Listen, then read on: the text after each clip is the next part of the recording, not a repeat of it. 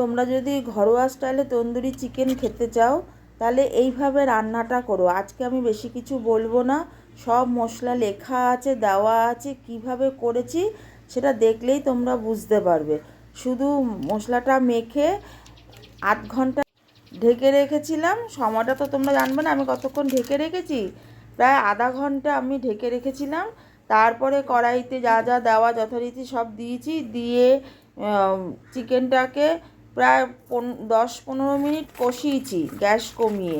যখন চিকেনটা দিয়ে তেল বেরিয়ে এসেছে তখন গামলাতে কড়া গরম জল দিয়ে দিয়েছি, দিয়ে চিকেনটাকে আবার কষিয়েছি।